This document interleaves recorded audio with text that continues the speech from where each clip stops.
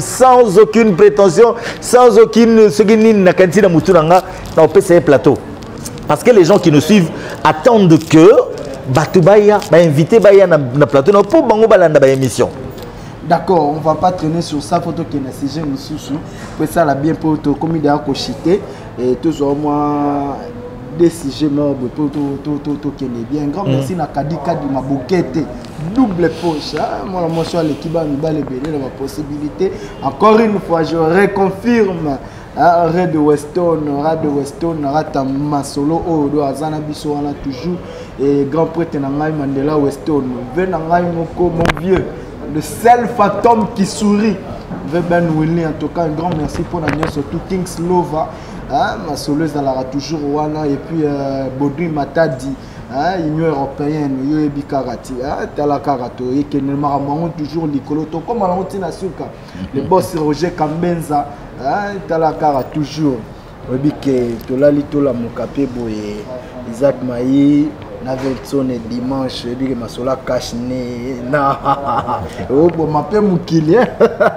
ouais le vieux reste égal à lui-même le vieux reste égal à lui-même et on a le bi moni ceux qui tous en TV tu es bien invité les gens attendent de nous quelque chose OK batu bazela biso pour tous ça ba voya batuana au baza libanda place de totalité so remarquer vient sonner période à salir moi ba émission mais émission oh ya vient sonner ouais pesi makambo za émission parce que ma question posée naie na ba réponse au bando zela et saline te balani po pesa et logo ko pesa wana donc c'est tout à fait normal il a été égal à lui-même il a répondu avec sa franchise et puis na ba terme na yemo propre oh lelo bat ba s'approprier na ngobani no bige partout na net na omona o kasine o asolana mir bani donc ngamona comprendre que makambo via lobaki en tout cas ekoti bena na kati ya bato et puis bato ba s'approprier nango po ba ko salela yango bon lokola c'est l'actualité na minute oyo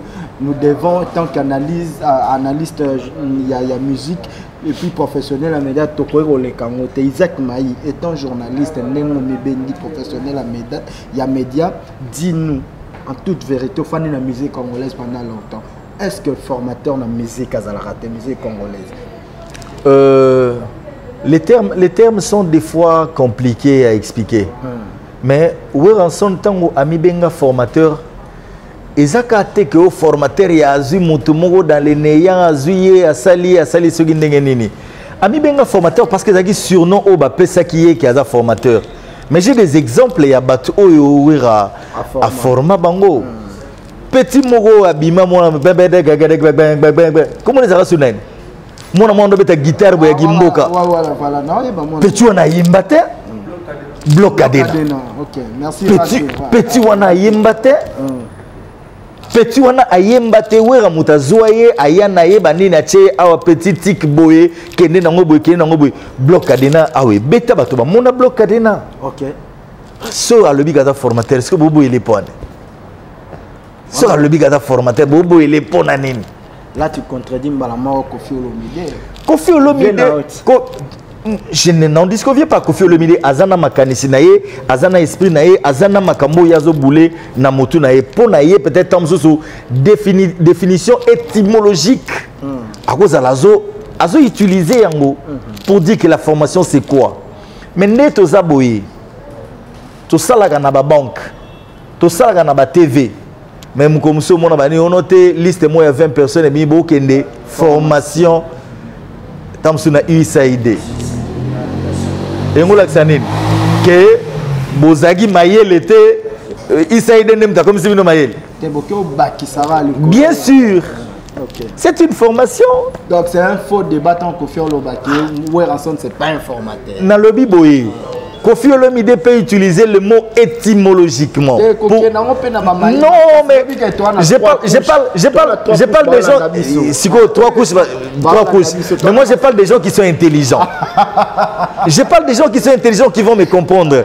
Ceux qui n'ont pas Kofi Olomide n'a pas rabaissé à niveau assez côté à bateau, on a trois couches. Peut-être dans le bagnote, Azana tort ou Azana raison. Parce que tu as rabaissé. Si c'est étymologiquement, je l'ai dit. Il peut avoir raison.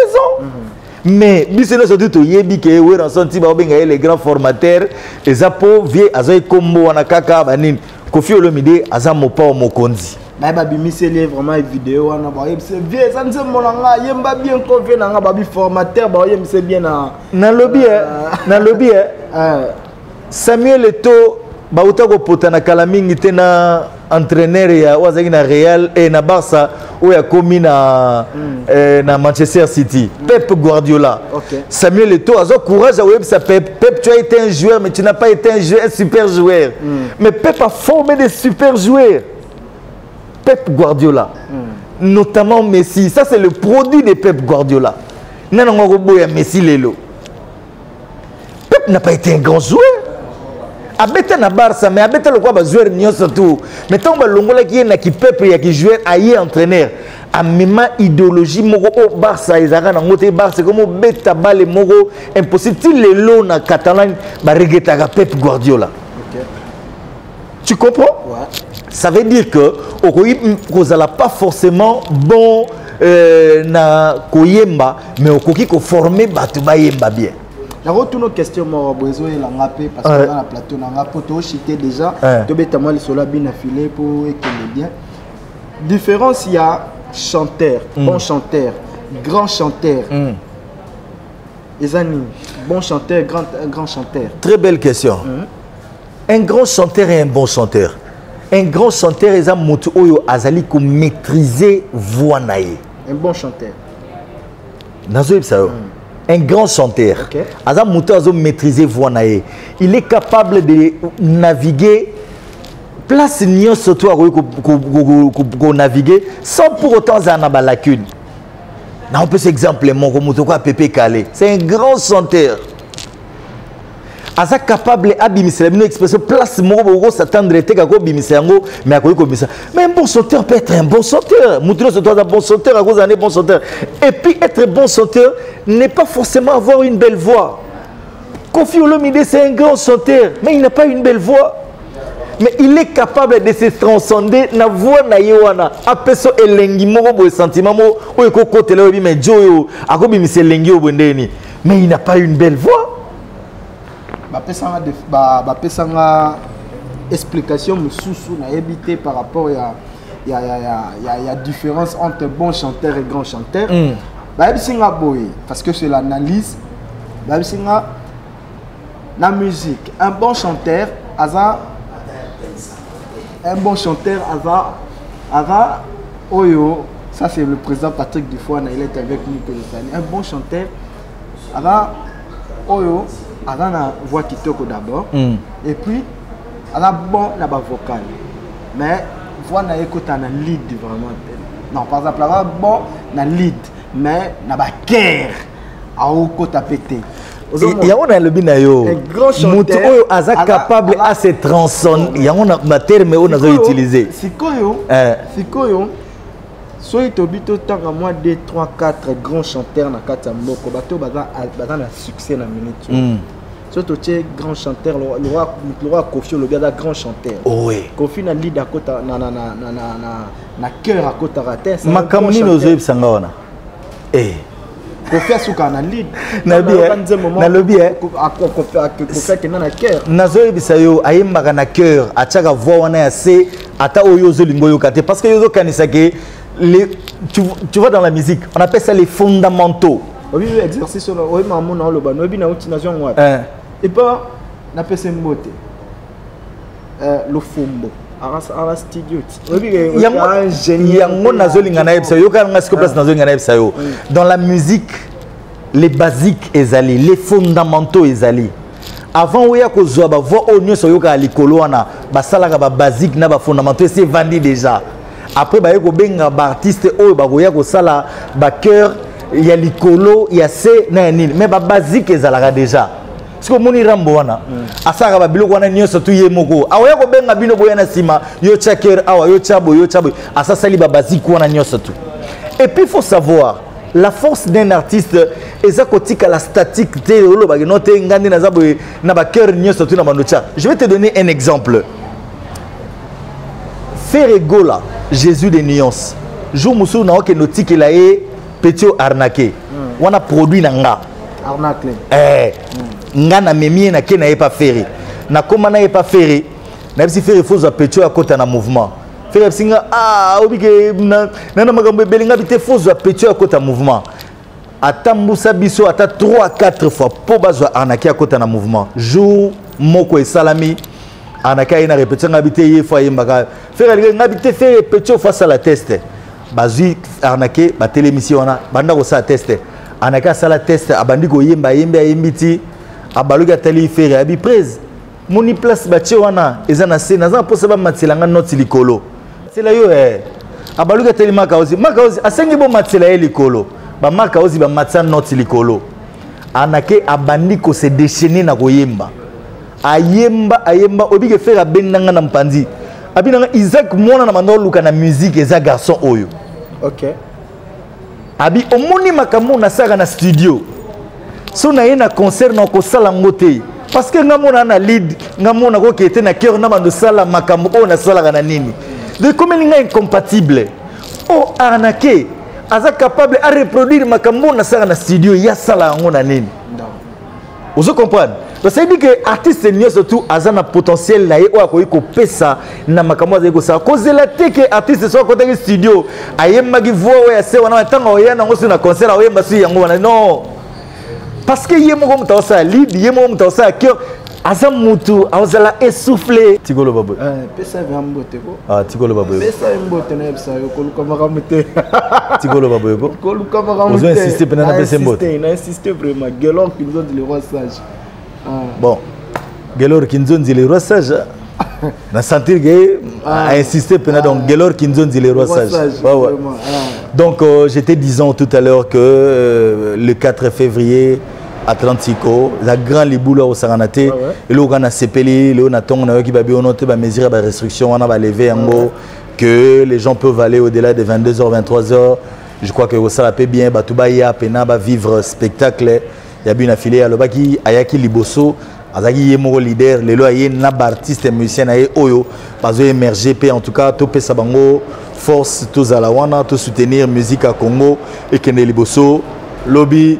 Nayoki Mandela Weston Barlo ba héritier Watanabe Roya tanga Roya pe koto to PCP force banini kande zalaka makambo kende liboso donc nous sommes là pour soutenir les artistes et musiciens ba onio surtout ba okanisa ke apport na biso ko zala important na musala o bango basalaka nous sommes les bienvenus ouverts na bango donc rendez-vous le 4 février ciné Atlantico pour la première fois bin affilé en live na ba artiste na donc D'accord. Merci beaucoup. Mesdames et messieurs, ça n'est fini. J'étais avec Isaac Maï, l'homme à barbe blanche. On dit grosse caisse. On dirait que tu as sa barbecue mbote. Normalement, il faut aswaat. On dirait que tu as sa prophète blanche mbote. Donc, on comprend quoi. Radio Weston. Voilà, prophète blanche. Et puis Glody Iyani. Glody. Bah, salutations à Yango Anako. Et puis, on a confirmé les sources avec force que Mokolo orchestre Oya Sekao Radio Weston. Un grand merci à boss Cédric Teka. Talara Cédric Teka, le patron, on a confirmé. Talara. Et puis, on a surtout l'Arabiso, l'Arabiso, on a la chaîne, on a tout. Tout ça, l'idéologie TV, Niveau TV, tout on a Congo les Noirs, tout on a Congo TV, tout ça, on a. Tout ça, la force, et voilà. Et moi, quelques mots, tes aides ce soir. Ouais, moi, quelques mots, tes Bandeko. Vraiment, en tout cas, vous avez Béléo, Bozo Landabiso, à travers la différence Nabiso, le boss Castro Mbimbi, depuis Soyo, na Kadej, vraiment, en tout cas. Na Pesio Bambote Mingi, boss Castro Mbimbi, merci également.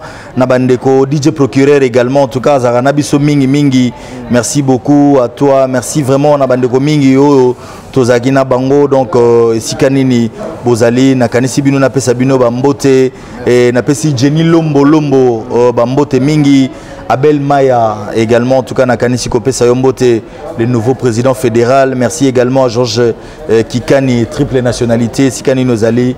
Vraiment bino surtout et Sika Boza na pesi bino mbote na bosanité Seleman Zombi et Noko Judoka Louyalu également en tout cas na Kanisio na pesi bambote en tout cas bino surtout et Sika Boza Bambote Nabino et puis Nabo Sanate, un prêtre Laurent Sokoko, Sigani Nozali, il y a Laurent Sokoko, Nakanisi Napesio Bambote, Adolphe Mouté Bachila Mouina. Et puis grand prêtre de la musique, Nabiso Gezka Dima Kalaming était Boyoka. Ouais, Gezka Dima. Donc tout ça toujours dans le bon. Vraiment. Et tous la Kara Boyoka. Tolobato te Boyoka. Tokutani prochainement. Ciao. Merci beaucoup. Allez.